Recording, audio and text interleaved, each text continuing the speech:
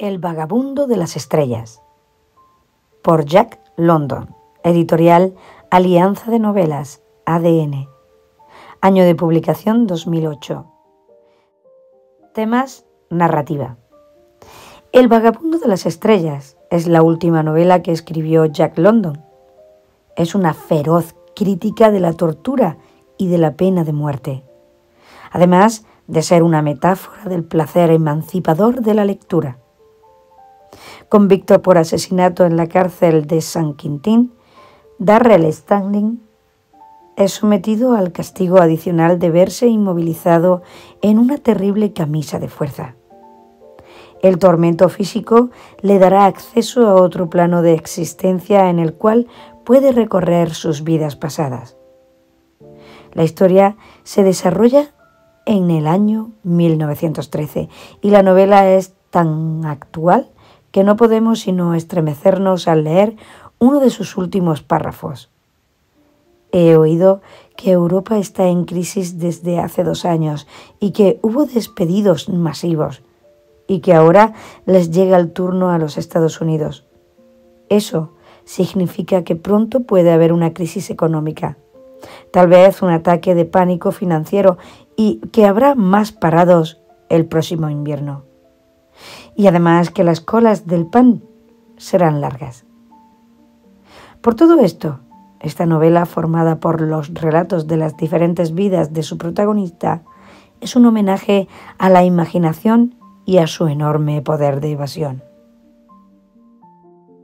Personalmente mantengo una despiadada lucha contra mis prejuicios que suelen ser no siempre grandes enemigos en nuestro intento de conocer el mundo. He desenmascarado muchos, pero soy consciente de que me queda un gran montón de ellos. Normalmente se agazapan en el ámbito de lo subconsciente y lo irreflexivo. Cuando se hacen conscientes y se someten a una sana crítica, muchos de ellos se desvanecen. Lo primero que inconscientemente me venía a la cabeza cuando oía el nombre de Jack London era perritos entrañables que, después de sufrir muchas penalidades, los pobrecitos encontraban un humano que los querían una barbaridad y que además terminaban todos muy felices. Sé que todo esto es muy almibarado, estilo Walt Disney. Con esa imagen en mi cabeza, no era extraño que huyera, entre comillas, inconscientemente. Digo otra vez de este autor. Y bueno, qué equivocada estaba. La osadía y la soberbia de la ignorancia se llama así. Un amigo, cuyos gustos literarios comparto en gran medida, me animó a que le hincara el diente a esta fruta que yo misma me había figurado, sin ninguna base real, pastosa y meliflua. Y ¡qué sorpresa! Ya he leído esta que estoy ahora mismo trabajando y El talón de hierro. Lo que me he encontrado se parece a lo que yo tenía en la cabeza, como se parece un botijo a un tranvía. Y ha sido tal la sorpresa que creo que ya tengo el valor suficiente para enfrentarme a Colmillo Blanco y a La llamada de lo salvaje, también de Jack London. London escribió El vagabundo de las estrellas en el año 1915, un año antes de morir. Dicen que tenía una grave enfermedad y es posible que por entonces ya sufriera bastante a causa de ella. Quizás aquel sufrimiento y la expectativa de una muerte cercana tuvieran algo que ver en la génesis y el desarrollo de esta novela. Puesto que se trata de una novela bastante compleja. Trata 2 temas principales. Uno, el carácter muy material, la pena de muerte, la tortura, vejaciones y otros tratos inhumanos en las cárceles, en concreto en las cárceles de los Estados Unidos allá por los inicios del siglo XX. Aunque sus denuncias son extrapolables a otros tiempos y a otros lugares, por desgracia.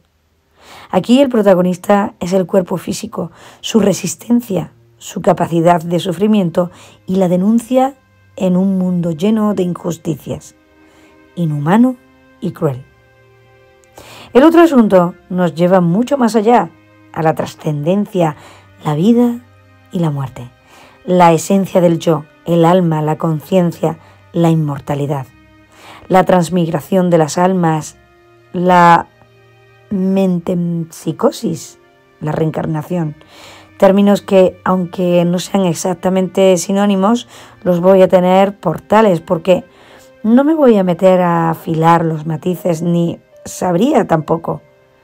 Son creencias muy extendidas por todo el mundo y todos los tiempos, desde India a América, pasando por Grecia y por otros países.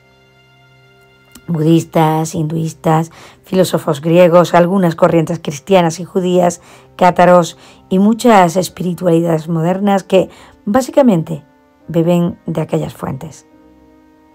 Dentro de este marco que va desde la denuncia social hasta la espiritualidad más trascendente, se incluyen una serie de relatos también de variada naturaleza, desde la narración histórica hasta la de aventuras.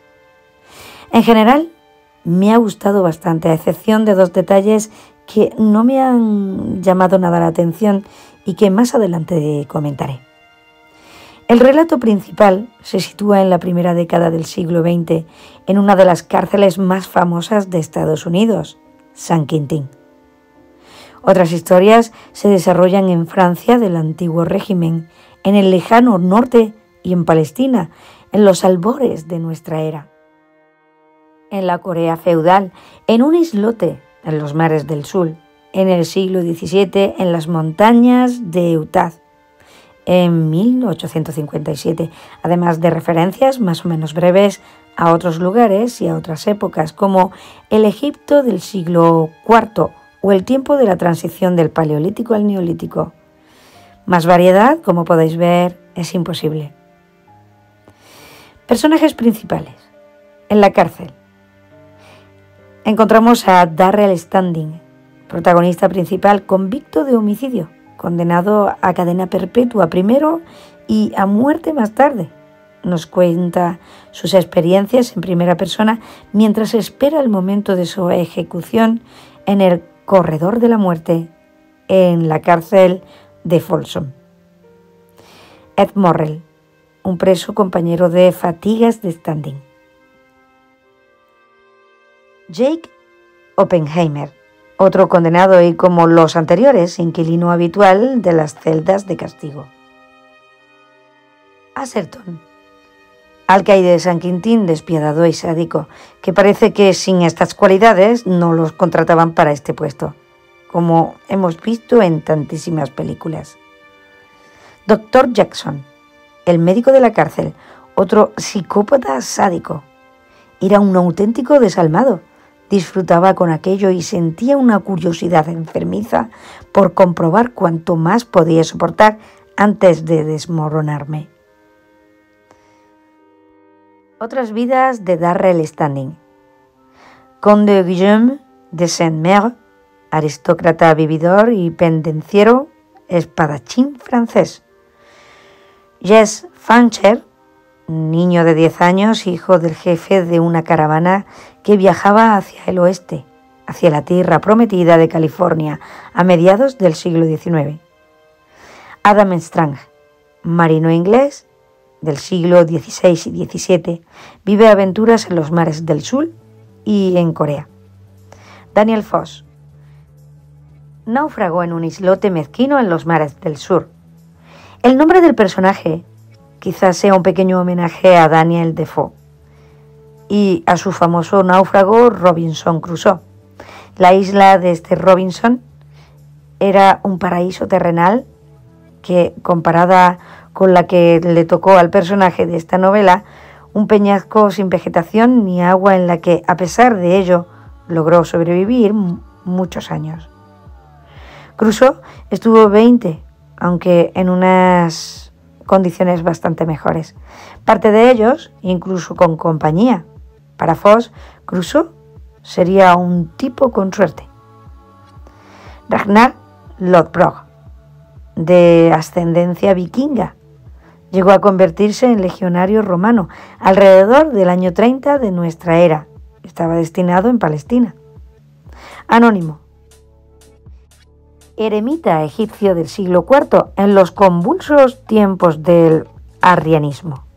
Constantino y el Concilio de Nicea. Partidario del bando perdedor.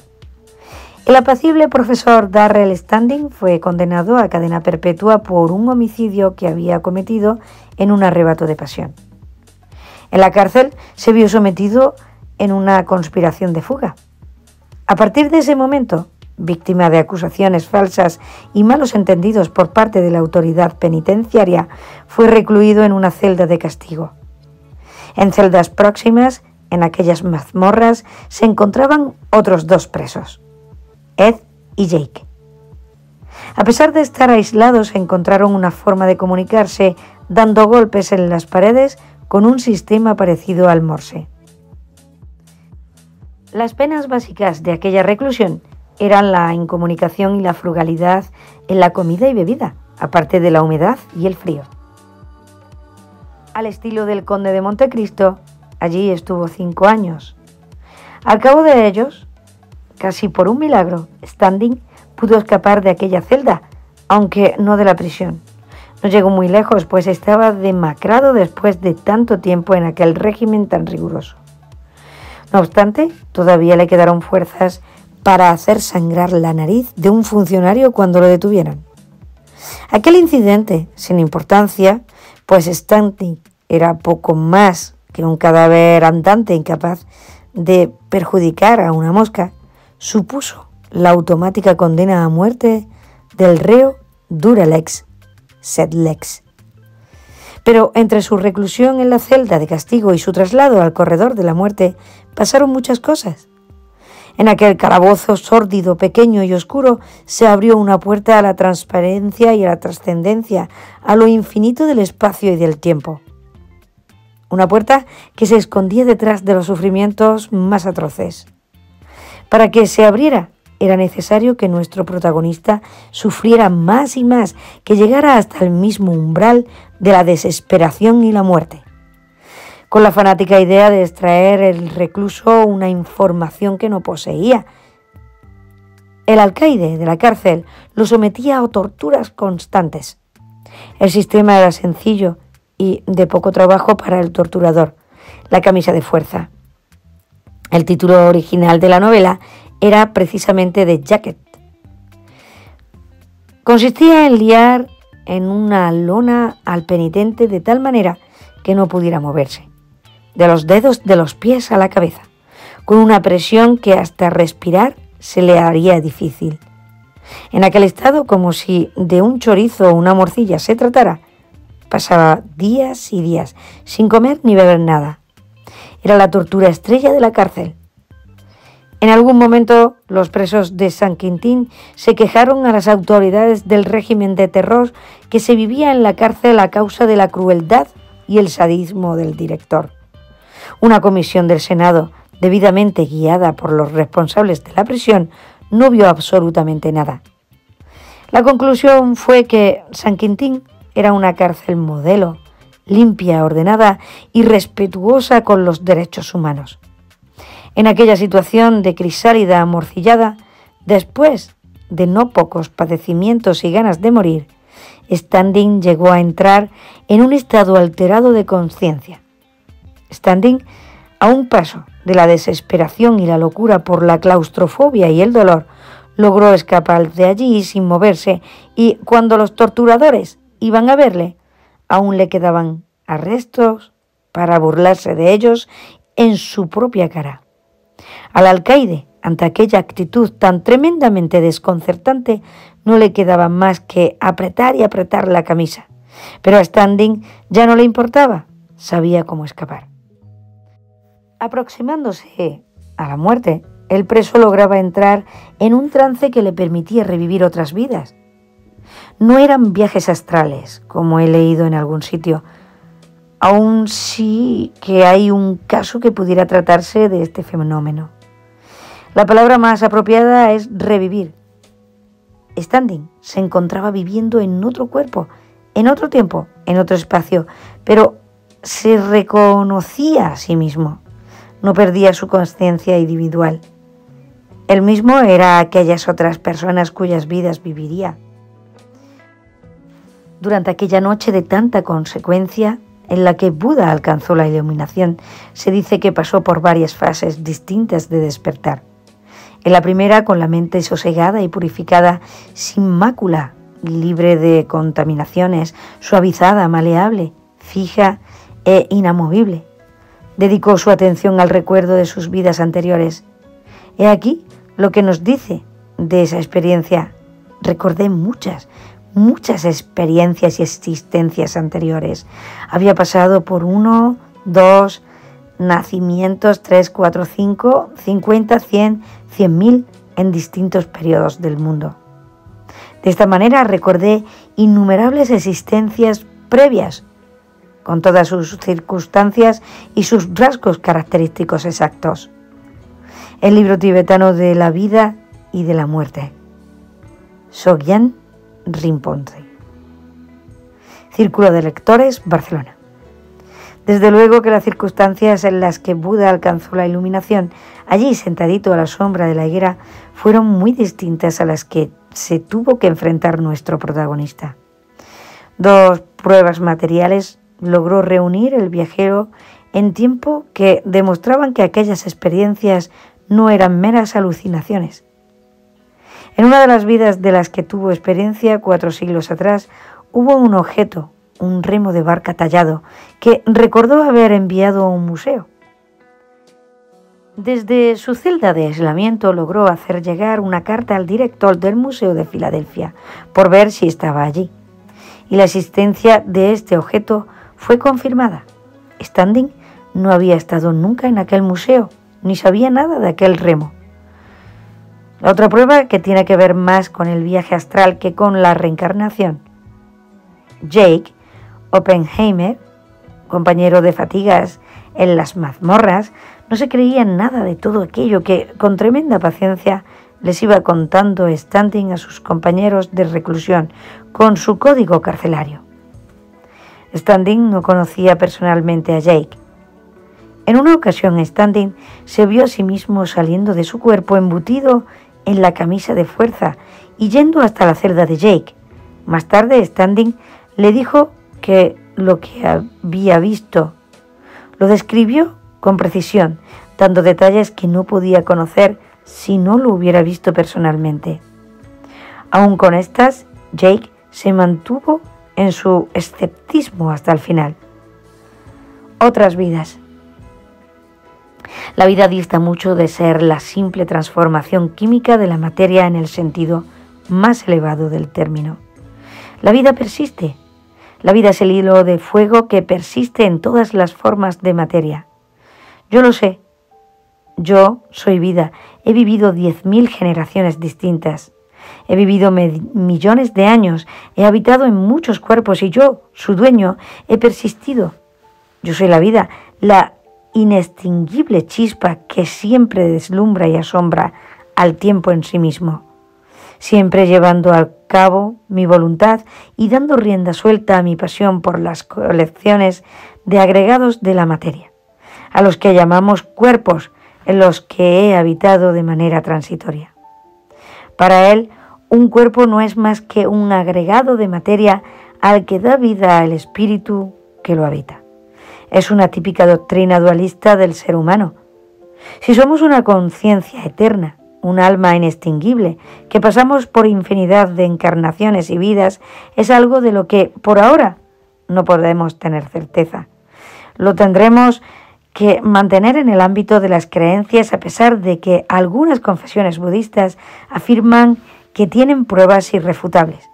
Algunas obtenidas mediante experimentos controlados, fundamentalmente el reconocimiento de objetos que habían pertenecido en otras vidas al sujeto estudiado.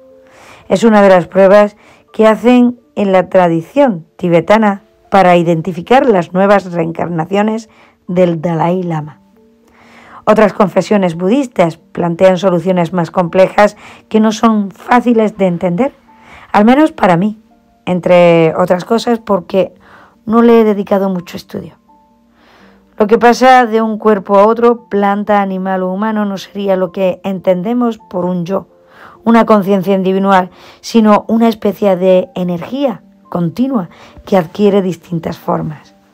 Espero que nadie que entienda un poco sobre esto escuche todo esto. Intercalados entre la descripción de las escenas en la cárcel y de los terribles sufrimientos a los que se le sometía al protagonista, nos cuesta sus experiencias místicas, unas cuantas por extenso, otras de manera más breve y otras muchas solo apuntadas. En tiempos de Jesús el Nazareno. Dije más arriba que había dos cosas que no me han gustado mucho.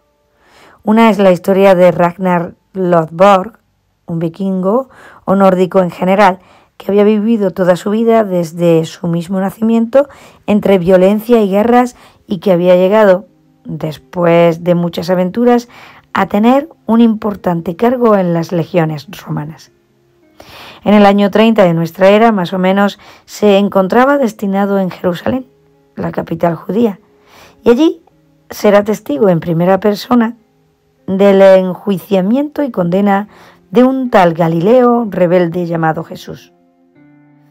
La historia está llena de tópicos, entre los que se encuentra la imagen de un Poncio Pilato sereno, pacífico, pero también pusilánime e indeciso, partidario de liberar a Jesús, aunque al final no lo hiciera por temor a los judíos.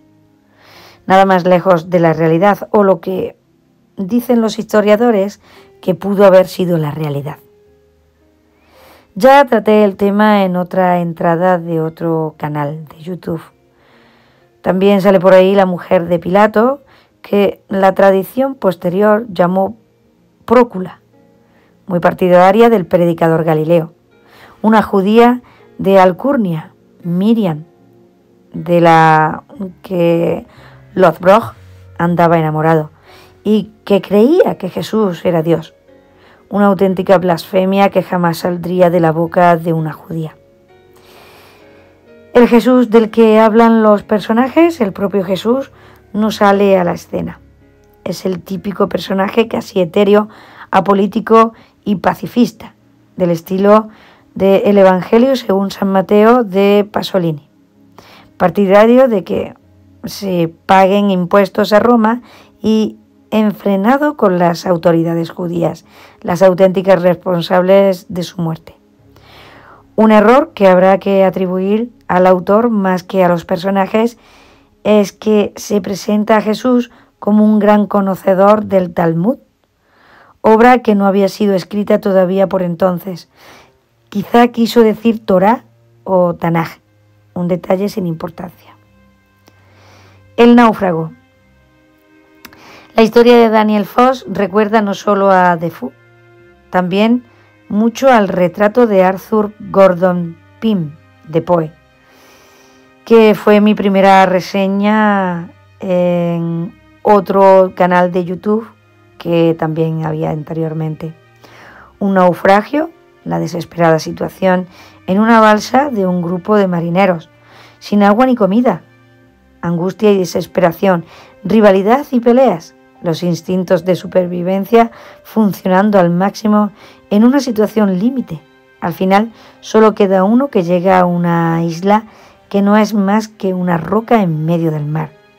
Pero allí logra sobrevivir, come carne de foca y bebe agua de lluvia. Tiene una fe inquebrantable en su Dios y trabaja para evitar tentaciones del diablo. Da gracias constantemente a Dios por no haberse olvidado de él. No como de los otros compañeros de naufragio, de los que sí parece que se olvidó.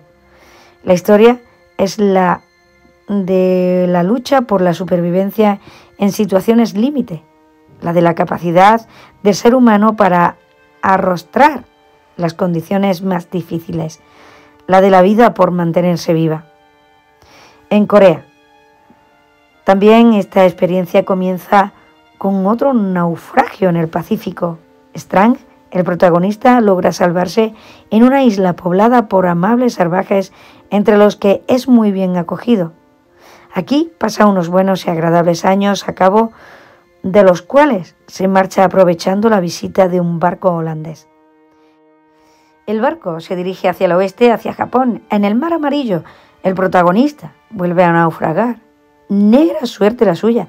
Unos cuantos se salvan y son finalmente rescatados por habitantes de tierras próximas.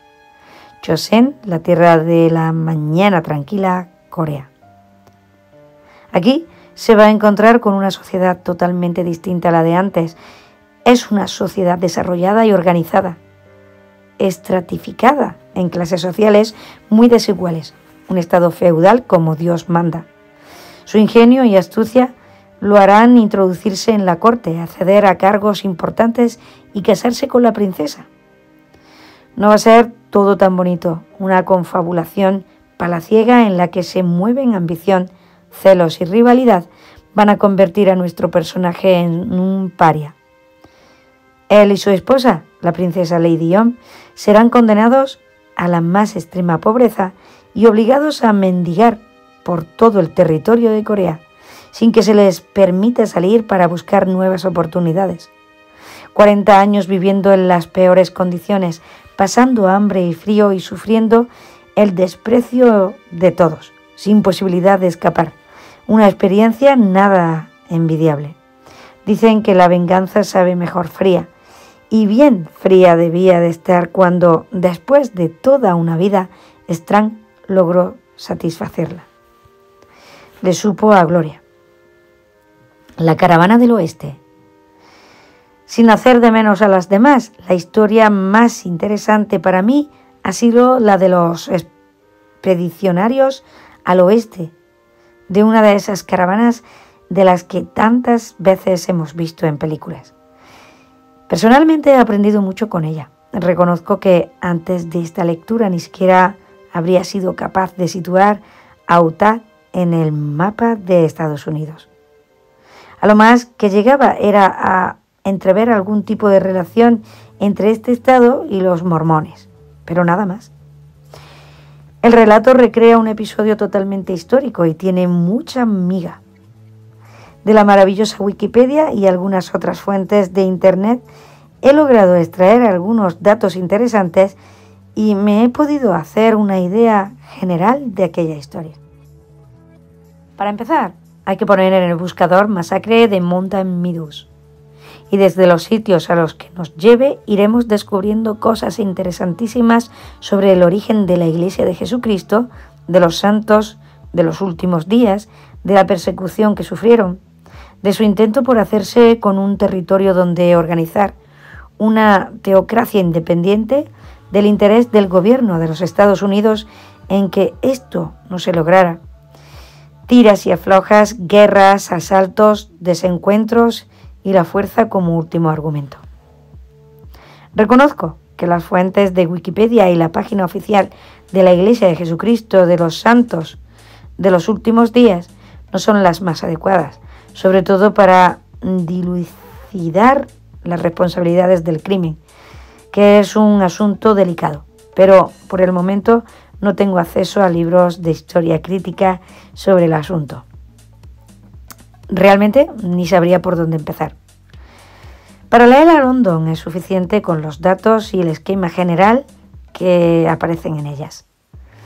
En las películas del oeste veíamos que los pioneros que se desplazaban hacia California se tenían que enfrentar con la fatiga, el hambre y la sed de los indios. Pero había mucho más peligros. Hacia el oeste se desplazaba en busca del paraíso californiado por el antiguo camino español, una caravana compuesta por más de 100 personas. Era el año 1857, después de la dureza del paso de las montañas rocosas, tenían ahora que atravesar lo que llaman la Gran Cuenca, una cuenca endorreica al oeste de Estados Unidos, especialmente inhóspita y, por las fotos que hay en Internet, también preciosa. El viaje al paraíso no era nada fácil. Aquel camino estaba sembrado de tumbas. Una estación importante era Salt Lake. En sus orillas, sus mormones habían fundado una ciudad, Salt Lake City. que ahora es la capital del estado de Utah. Allí, la caravana, exhausta por las penalidades de la expedición, debía acaparar provisiones antes de enfrentarse a la travesía del desierto. Pero por allí se respiraba un ambiente tremendamente hostil. Los mormones estaban muy resentidos, pues habían tenido que salir huyendo de 3 estados debido a la persecución desatada contra ellos, a consecuencia de la cual incluso había muerto su líder y fundador, Joseph Smith. Conducidos por su sucesor Brigham Young, en 1846 se habían instalado por allí, que por entonces no era territorio controlado por el gobierno de la Federación, sino por el mexicano. Fue el año siguiente cuando México cedió Utah y otros territorios a Estados Unidos. La formación del estado de Utah es bastante enrevesada y no nos interesa para nada aquí.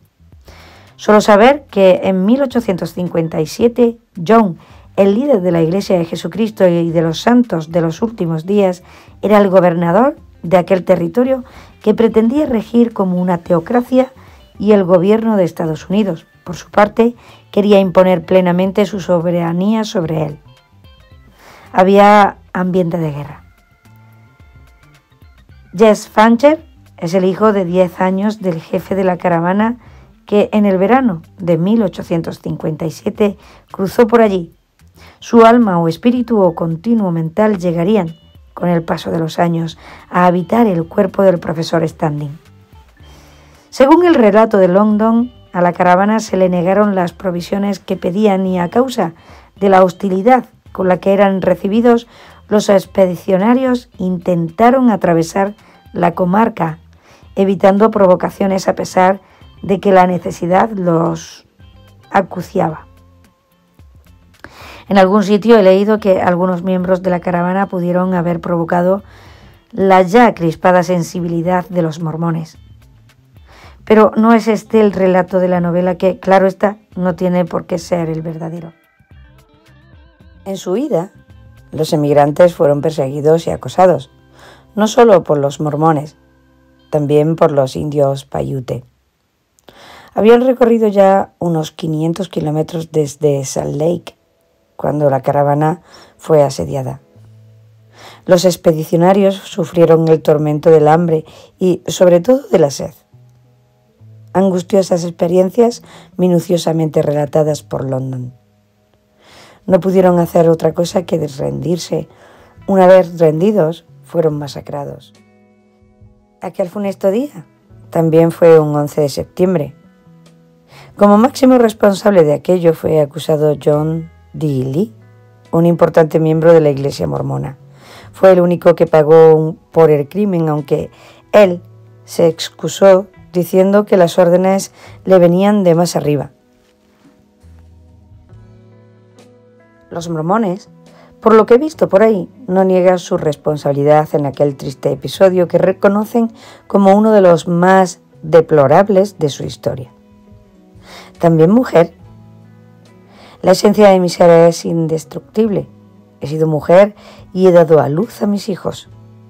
Además de estas historias contadas por extenso, hay referencias a otras muchas vidas y situaciones vividas por el protagonista. En ninguna de ellas Standing había sido mujer, tampoco de ninguna otra especie animal. En otras fue varón humano. Dice haber vivido cientos de vidas y en la frase de arriba, que también ha sido mujer, aunque lo hice como de pasada. Más adelante, sin embargo, expresa la motivación que ha dirigido la totalidad de sus vidas. A veces pienso que la historia del hombre es la historia del amor por la mujer. Y esta idea sí que la desarrolla bastante. Varias páginas en las que hace recopilación de algunas de sus vidas y de cómo el amor por una mujer fue su principal aliciente y motor vital. La verdad, no me ha gustado nada esta filosofía que, para colmo, expresa en una frase muy tópica, que dice así: el hombre es diferente a la mujer. Como si hubiera una cosa que fuera el hombre y otra cosa que fuera la mujer. Hay hombres y mujeres, todos iguales en naturaleza y derechos, todos distintos entre sí. Hacer dos listas cerradas de forma de ser, de sentir, de actuar o de pensar e incluirnos en una a las mujeres y en otras a los hombres, no me parece muy razonable, la verdad. Hay varones sensibles, intuitivos, astutos, cotillas, frágiles, emotivos, delicados, que lloran, que bailan y que se pueden dedicar a más de dos actividades a la vez. Incluso que son atraídos sexualmente por otros varones. Y no por eso dejan de ser varones. Siguiendo con los tópicos, hay mujeres toscas, resolutivas, fuertes o que se sienten atraídas sexualmente por otras mujeres y no por ello dejan de ser mujeres. Como estas clases de hombres y de mujeres rompen el esquema rígido que establece un catálogo cerrado de las personas según su sexo. Se las suele despreciar llamando a los unos afeminados y a las otras marimachos o hombrunas. En resumen, Standing solo nos cuenta vidas en las que ha sido varón heterosexual y como dice que el amor por la mujer ha sido siempre su motor de vida, pues habrá que suponer que las veces en las que ha sido mujer, experiencias de las que no nos cuenta ninguna, habría sido lesbiana, seguro. Aclaro que por mi parte no veo ningún problema moral en ello, Después de todo lo que nos ha contado del trajín de vidas por las que ha ido transitando, no extraña que Darrell Standing desee para su próximo futuro, que llegará pronto, pues la horca lo espera, una reencarnación sabática como granjero en un apartado y confortable rincón del mundo. Yo personalmente le deseo suerte. Debo acabar aquí. Me repito a mí mismo que no existe la muerte. La vida es espíritu y el espíritu nunca muere. Solo la carne es perecedera y se transforma lentamente en el fermento químico que lo guía hasta una nueva materialización. Es el fluir constante de la materia que toma una nueva forma que también volverá a diluirse. Porque solo el espíritu perdura y evoluciona a lo largo de sucesivas e interminables encarnaciones en su ascenso hacia la luz. ¿Qué seré yo cuando renazca? ¿Quién sabe? Es la eterna pregunta. Un buen libro siempre te hace pensar y la lectura de este me ha llevado a reflexionar sobre dos circunstancias que avergüenzan bastante a la humanidad. La primera es la pena de muerte. No matarás. Valiente estupidez. Van a matarme mañana por la mañana. No matarás. Menuda hipocresía. En los astilleros de todos los países civilizados se están colocando ahora mismo acorazados y más acorazados. Queridos amigos, yo, que estoy a punto de morir, me despido de vosotros con estas palabras. Mentiras y más mentiras. Es cierto que la pena de muerte no merece ningún respeto. No solo es un juego sucio que degrada a los perros verdugos que se encargan personalmente de ejecutarla a cambio de un salario, sino que degrada también a la comunidad que lo permite. Lo aprueba y paga los impuestos necesarios para mantenerlo. La pena de muerte es algo tan estúpido, tan poco científico. London rechaza a través de su personaje y de forma contundente la pena de muerte, y si antes he discrepado de él, ahora estoy totalmente de acuerdo. Defender la pena de muerte significa pensar que hay razones para matar. Si una persona defiende una razón para matar, otra puede defender una distinta y otra. Y así se matan los humanos los unos a los otros, cargados siempre de razón y de razones. No hay ninguna razón para matar. Quizá en alguna situación límite amparada por la legítima defensa. Desde luego ninguna, absolutamente ninguna.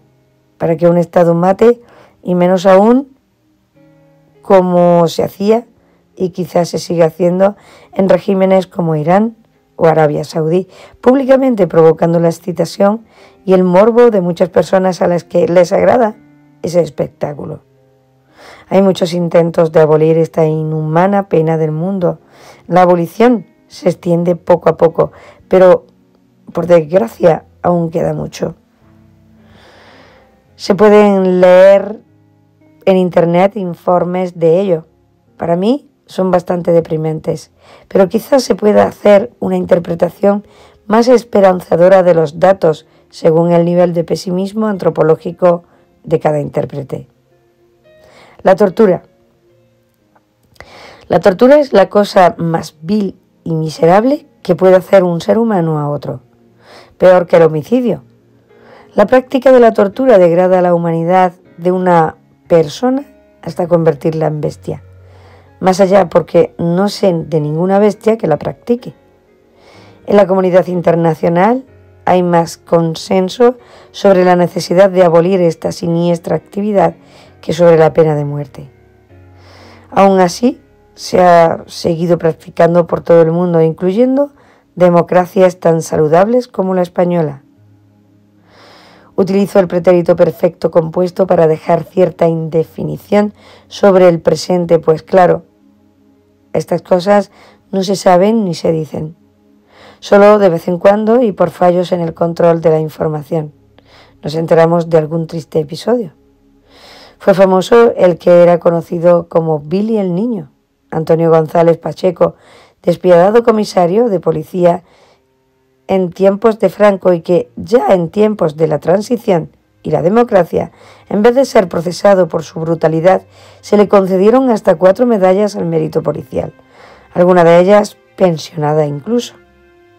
Después de varias décadas de impunidad y de intentos por parte de las víctimas de llevarlo ante la justicia, el torturador falleció sin el merecido reproche penal. No queda más consuelo que la creencia en un tribunal post-mortem que restablezca la justicia. El general de la Guardia Civil, Rodríguez Galindo, condenado a más de 70 años por secuestro, homicidio y torturas, solo pasó 5 años en prisión. El gobierno de Rodríguez Zapatero, que no estimó prudente, de cara a la alegría e indultarlo, lo mandó a casa alegando motivos de salud en 2004. Falleció en 2021 por COVID. De vez en cuando salen a la luz otros casos de torturas cometidas en España por funcionarios públicos. Y a veces se hace justicia, pero otras no. Y esto en una democracia como la española que, a pesar de todas las críticas razonables que se hagan, y por muy mejorable que sea, es de las mejores del mundo. Yo no lo digo ni por patriotismo ni por chauvinismo, pues estoy muy lejos de lo uno y de lo otro. ¿Qué será de las dictaduras, aunque hayan firmado la Convención contra la Tortura en la ONU? No puede decirse que la calificación de Estado de Derecho sea aplicable. Cuando los Estados amnistían a funcionarios culpables de asesinatos y torturas en masa, como ha ocurrido en Chile y en la República Argentina, o cuando los gobiernos reinciden en indultar a policías condenados judicialmente por torturas más de una vez, tal es caso de España, véase Amnistía Internacional, informe 1996. Juan Ramón Capella, Fruta prohibida, una aproximación histórico-teorética al estudio del derecho y del Estado. Editorial Trota, Madrid, 2006, página 150 a 151. Torturadores hay de 3 clases. Los sádicos, psicópatas que disfrutan. Los insensibles, a los que les da lo mismo sacarle los ojos a un hombre que arrancarle las alas a una mosca. Y los que son obligados a torturar bajo amenazas de ser ellos mismos o sus familiares las víctimas.